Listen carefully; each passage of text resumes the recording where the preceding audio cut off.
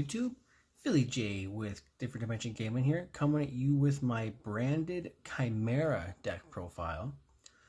So this deck has been my, I guess, go-to competitive deck for the last couple months. It used to be MathMech, and then Circular got wrecked by the ban list, so now we're trying something else. We'll see how it goes. I've had pretty good success with it, but I've noticed the deck kind of tends to brick sometimes. But when it pops off, it pops all the way off. But that being said, let's get right into it. So we're running a couple engines, so we're going to kind of run through it, engine by engine. We'll start with the Chimera stuff. We're going to play 3 copies of Cornfield Quaddle. So this card, if it's in your hand, you can discard it to add a card that mentions Chimera Fusion from your deck to your hand. If it's in the graveyard and you control the Chimera King of the Phantom Beasts, you can banish it to negate an effect that would target a monster on your side of the field. Now, this card, along with all of the other illusions in our deck, all share the same effect, where if it battles an opponent's monster, neither one can be destroyed by that battle, and the opponent's monster's attack becomes 0. 3 copies of Mirror Sword Knight. This is the best normal summon in your deck. If it's normal summon, if it's on the field, you can tribute it as a quick effect to summon a monster from your deck that mentions Chimera Fusion in its effect. And then if it's in the graveyard and you control a Chimera King of the Phantom Beast, you can banish it from the graveyard and it's an Omni negate. Both of these cards are hard once per turn effects, except for the battle phase effect. 3 copies of Gazelle, the King of Mythical Claws. So this card is one of the reasons that I picked up the deck, because the old Gazelle is one of my favorite cards from back in the day. I just thought it was really cool. It's just a lion, but the art was so cool on it.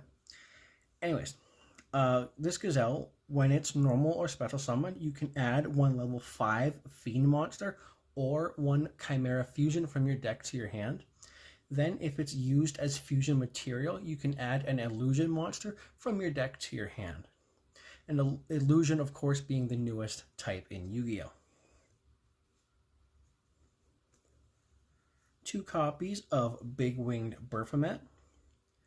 When this card is normal or special summon, you can add 1 level 4 beast monster and or 1 Chimera Fusion from your deck to your hand. Also, it locks you into fusion summoning for that turn, which is fine because everything else on our deck locks us anyways.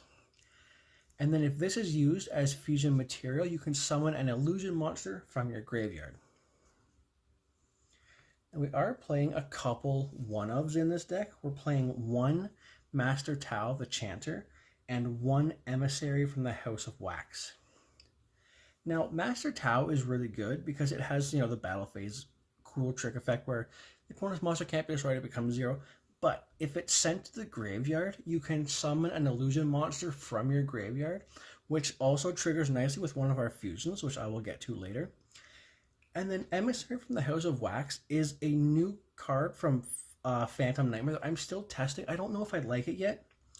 So it has the same, battle trick effect. But it's got this interesting second effect that says at the end of your opponent's battle phase, you can activate this effect. Your opponent's monsters that they currently control cannot change their battle positions, and they can't be used as material for a fusion, synchro, exes, or link summon, and their effects are negated. So it's a really crazy strong effect. The only problem is that you have to get it on the field before the battle phase. And I don't know if it's worth running. I'm still testing it. I think it's really cool effect. It kind of locks your opponent's monsters and is kind of a skill drain. But it's not really searchable. I mean, it is off of Gazelle, but you would rather get one of these guys because they have a negate. It's okay. It's not great. And then, for the last card in our Chimera lineup, we're playing the 3 copies of Chimera Fusion. So Chimera Fusion is bonkers. So during the main phase, it is a quick play spell. You can fusion summon 1 fusion monster from your extra deck using monster from your hand or field, but it has to include either a fiend or a beast. So it has to include, the idea is it has to include one of these guys. But this is Yu-Gi-Oh! And we know how to bend rules. But it also has a secondary effect, where if this card is in your graveyard, you can either add this card back to your hand, or you can banish it, and if you do, summon both Gazelle and a Baphomet from your graveyard. And that effect, the add back or the summon back, is once per turn, but the fusion effect is not. And that's where this card comes in really clutch in some of your OTK plays. But that's it for the Chimera lineup. Get all these out of the way. Now, much like the old school branded days, we are playing the Patchwork engine. Now, it's pretty standard at this point. I think I've mentioned it in at least 3 or 4 deck profiles by now, but Frightful Patchwork searches Edge Imp, Chain, and Polymerization, and then Edge Imp, Chain searches the Patchwork.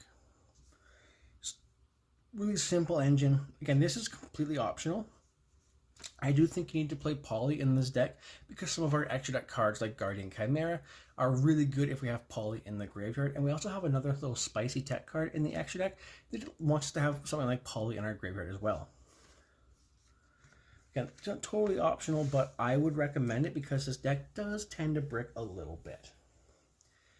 For our branded lineup, we're going to play the 2 copies of Albaz, 1 Aluber, the 3 copies of Branded Fusion, the 3 copies of Branded Opening, and the 1 of Branded in Red. So, at this point, I think everyone knows what these cards do, but we're going to cover it just in case. So, Fallen of Albaz is the key card for all of your Branded Fusion plays. And it has an effect of its own. If it's normal or special summon, it's a super polymerization where you have to discard a card in your hand to fuse with itself in from either side of the field. Aluber, the Jester of Despia. If it's normal or special summoned, you can add 1 branded spell trap from your deck to your hand. And then, if a fusion monster you control is destroyed by battle or leaves the field by an opponent's card effect, you can summon this card from your graveyard by targeting that opponent's monster, and then the opponent's monster's effects are negated to the end of the turn. You can only use each effect once per turn, so you have to pick. You can either search or you can use the negate effect, but you cannot use both. Branded Fusion. Fusion summons a monster that mentions Fallen of Albaz in its fusion materials by sending monsters from hand, field, or deck to the graveyard. Branded Opening. You can discard a card and then take 1 Despia monster and either add it to your hand or special summon it in defense position. And this card locks you into fusion summons, as does Branded Fusion. So this card, you just discard something, summon the Despia, get access to your Branded Fusion. Branded in Red. Target a Despia monster or a Fallen of Albaz in your graveyard, add it to your hand, then apply the following effects. You can, it's optional, the second effect is optional. You can fusion summon a level 8 or higher fusion monster from your extra deck by banishing fusion materials mentioned on it from your hand or field, but it cannot attack directly this turn. And all of these cards are hard once per turns. I would say keep an eye out with Branded Fusion. It's very well known that the Branded Despia deck loses to Ash Blossom, but because we're playing so much searchability in this deck, we're more worried about Droll and Lockbird, which, being in Snake Eye format, is everywhere. And then for the hand traps, again, these are all flex spots. We have 3 Ash Blossom, which is not great in Snake Eye format because you don't want to give your opponent Hida access, but it's, I mean, my locals only has 1 Snake Eye player, and he doesn't play it that often, so it's good in my deck. 2 copies of Nibiru, 3 Super Poly, and the 1 Called by the Grave. So Ash Blossom, if your opponent tries to add cards from their deck to either the graveyard, the hand, or the field, discard Ash to negate the effect. Nibiru, if your opponent summons 5 times, you can activate Nibiru in the main phase to tribute everything on the field, summon itself to your field, and a token to your opponent's side of the field. The token gains the attack and defense of everything that was on the field at the time. Super Poly is, I mean, one of the best cards ever made in the game. It's one of my favorite cards. I love it. Discard a card, fusion someone from either side of the field. Neither player can activate cards or effects in response. Pretty good. And then Call by the Grave just to deal with Ash Blossom if you have to. Or the Droll, more likely. Again, you can play Droll, oh my goodness. You can play Droll, play the hand traps that are best suited for your locals. Mine's just set up for mine. For the extra deck, we are going to play 2 copies of Chimera, the King of Phantom Beasts. So this card needs a beast and a fiend monster. Its name becomes Chimera, the flying mythical beast, while on the field or in the graveyard. You can only use each of the following effects once per turn. So when it's fusion summoned, you can activate the effect that in the end phase, your opponent sends a random card from their hand to the graveyard. And then if it's in the graveyard, you can banish it as a quick effect to summon a beast, a fiend, or an illusion monster in your graveyard in face-up attack or defense position, dealer's choice. Playing 1 copy of Baphomet, the mythical king of phantom beasts. This card needs 2 monsters with different types, beast, fiend, or illusion. So it can't be like a dragon and a spellcaster, it has to be one of those 3. This card's name becomes Chimera, the flying mythical beast, while on the field or in the graveyard. You can only use each of the following effects once per turn. If this card is fusion summoned, you can send 1 beast, fiend, or illusion monster from your deck to the graveyard. And then during the opponent's turn, as a quick effect, you can banish it from the graveyard, target one of your banished beast, fiend, or illusion monsters, and special summon it. You cannot summon one of the other fusions. Sorry, forgive me. I'm just lying. You cannot summon itself. So the on-summon fusion effect is where our Master Tau comes in handy because it's a Fool's Burial.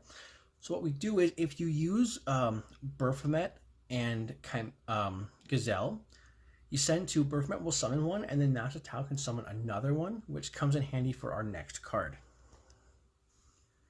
This card is our win condition, and it's one of the craziest cards I think they've ever printed in the game. Chimera, the Illusion Beast. It needs Chimera, the flying mythical beast, so any one of these guys, and 1 or more illusion monsters. This card's name becomes Chimera, the flying mythical beast, while on the field or in the graveyard.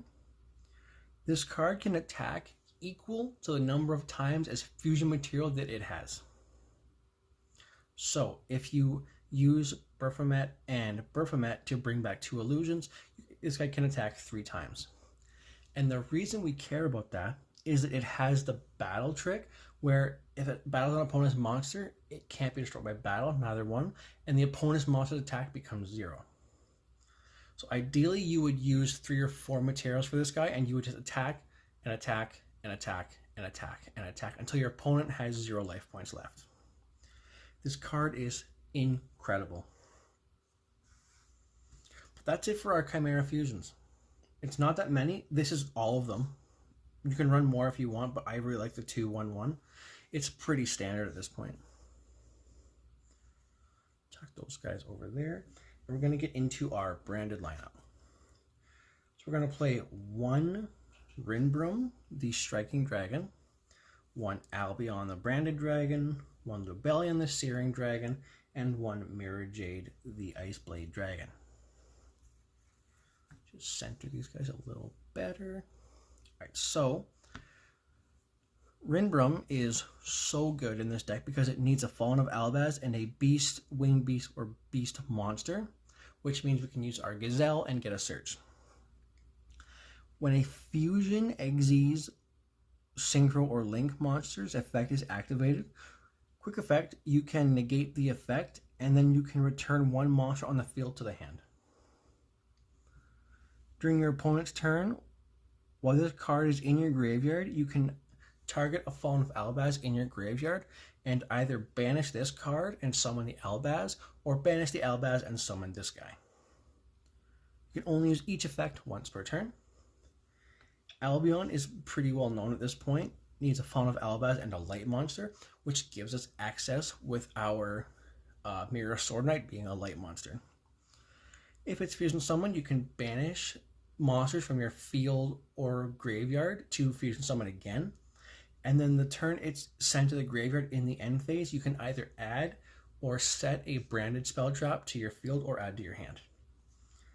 Lubellion has the same effect that Albion has on fusion summon, except it shuffles from banished, graveyard, field, or hand into the deck or extra deck to fusion summon. Lubellion cannot attack the turn you activate this effect, and all of these cards lock you into fusion summons. Mirror Jade needs a Fallen of Albaz and either a Fusion, Synchro, Xyz, or Link monster. Obviously, we'll be using fusions. You can only control one Mirror Jade. Once per turn, as a quick effect, you can send one fusion monster from your extra to the graveyard that mentions Fallen of Albaz, so any one of these guys, to banish one monster on the field, and this effect can only be activated every other turn.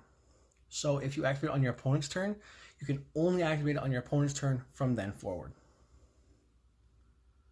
And then if this fusion summon card in its owner's control leaves the field by an opponent's card, in the end phase you destroy all monsters your opponent controls. So it's a board wipe on top of being a spot removal and just a really big house. And that's it for those guys. And then we're just playing the one Masquerade, the Blazing Dragon. It's a Despia monster and a light or a dark monster. We pretty much only make this off of our branded in red. But sometimes, you find a way to access it on your first turn. And then this card has what we call tax on it, where every time your opponent activates a card or effect, they have to pay 600 life points to do that. This card, I think I mentioned the fusion materials, but if I didn't, it needs a Despia and then a light or a dark monster. And it only gains the tax effect on fusion summon. And then if this card is in your graveyard and your opponent controls a ritual, fusion, synchro, Xyz, or link monster, you can special summon this card from your graveyard, but it's banished when it leaves the field. And then for some of our more generic stuff, we're playing the one Guardian Chimera and the one Magnum the Reliever. So Guardian Chimera is a very powerful effect where it needs 3 monsters with different names, and it has to have at least 1 on your field and then 2 in your hand, or 2 on the field and 1 in your hand. And it's very important to note you can only use materials on your side of the field for its fusion summon. But when it's fusion summoned, if you use 2 monsters on your side of the field, you can destroy 2 cards your opponent controls and then draw 1 card. Or you can destroy 1 card on your opponent's side of the field because you only use 1 from your field, and you can draw 2 cards because you use 2 in your hand. So no matter what you do with Guardian Chimera, it's always replacing something that it gets rid of. And it's important to know this does not count as a name for one of these guys. Then, if you have polymerization in your graveyard, your opponent cannot target this card with card effects. This card does a lot. It's a very powerful card. Again, a very good option to use with our branded in red on our opponent's turn. Magnum the Reliever is one of the most underrated cards in the game right now. It needs a monster special summon from the extra deck and 1 monster in the hand. So you can target a polymerization spell or a fusion spell in your graveyard. So your polymerization, your super polymerization, your branded fusion, or your chimera fusion. Put it on the bottom of your deck and then draw 1 card. Then, when another card or effect is activated, you can banish a polymerization spell or fusion spell from your graveyard to negate the activation and destroy it. So it's a draw and an Omni negate. This card is so good. And it's especially good if you can use it with some of our Super Poly targets, which are 2 copies of Predaplant Dragocepalia and 1 Garuda the Wings of Resonant Life. So obviously we're in fire format. This card's not great right now. My locals does not play fire at all. I've got one guy that plays fire and he doesn't play it that often. So this card goes crazy at my locals. And I do have my 2 QCRs because I am a Predaplant boy. But fusion materials are a fusion monster and a dark monster. Once per turn, as a quick effect, you can target a face-up monster on your opponent's field, place a predator counter on it, and if it's level 2 or higher, it becomes level 1, and no matter what, it becomes dark. Then, it negates the effects of all monsters on the field with a predator counter. So you can slowly build up over time and just have skill drain on the field. Garuda the Wings of Resonant Life is probably the best Super Poly target in the game right now. It needs 2 monsters with the same type and attribute, but different names.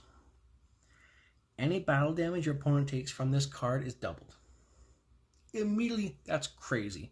It's only a 1500, but double damage on 1500 is 3000, which is huge. But the really, really good effect is when this card is sent to the graveyard by any means, you can draw 1 card. You only use this effect once per turn. Drawing cards is good. We like to draw cards.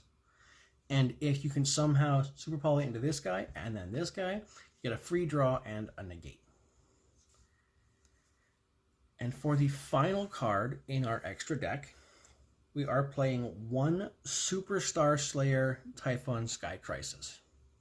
I know it's not a fusion, but sometimes you lose the dice roll, you go second, your opponent's got the outs, you can just slap this guy on top of something. This card is absurd. So if you're going to summon it correctly, you would need 2 level 12 monsters. We don't do that here. During the turn, or the turn after, your opponent summon 2 or more monsters from the extra deck. You can Xyz summon this card using 1 monster you control with the highest attack. That's crazy. Just go, oh, I normal summon Master Tau. Your opponent says, okay, whatever. Let's say you bricked. Ta-da. This card is so good, and we're not even done yet.